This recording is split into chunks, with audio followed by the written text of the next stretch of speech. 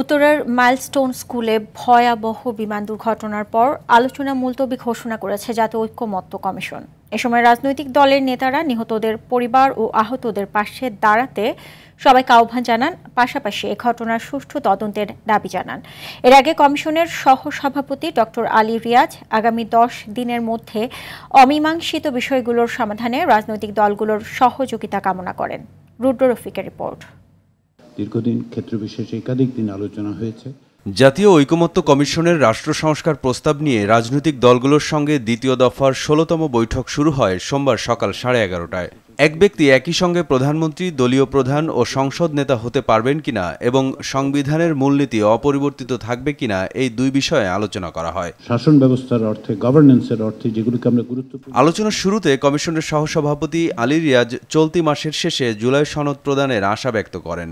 আমরা চাই আগামী 10 দিনের মধ্যে, আজকে 10 দিনের মধ্যে সিদ্ধান্তগুলো গ্রহণ করতে। কমিশন মনে করে যে এগুলি গুরুত্বপূর্ণ, সেই কারণে উপস্থাপন করা হয়েছে, কিন্তু আমরা জোর করে কিছু চাপিয়ে দিতে চাইনি, কখনো চাইব না। আলোচনা চলাকালীন উত্তরার বিমান দুর্ঘটনার খবরে গভীর শোক প্রকাশ করে সংলাপ স্থগিত করে জাতীয় ঐকমত্য কমিশন।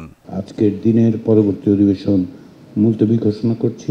পরে এ ঘটনায় নিহতদের স্মরণে দাঁড়িয়ে 1 মিনিট নীরবতা পালন করা হয়। এছাড়া হতাহতদের জন্য দোয়া প্রার্থনা করা হয়। হতাহতের ঘটনায় শোক জানিয়ে বিএনপির স্থায়ী কমিটির সদস্য সালাউদ্দিন আহমদ ঘটনার সুষ্ঠু তদন্তের দাবি জানান। রাষ্ট্রীয়ভাবে এবং বিমান বাহিনী এবং সামরিক বাহিনীর পক্ষ থেকে তদন্ত হবে ঘটনার দুর্ঘটনায়।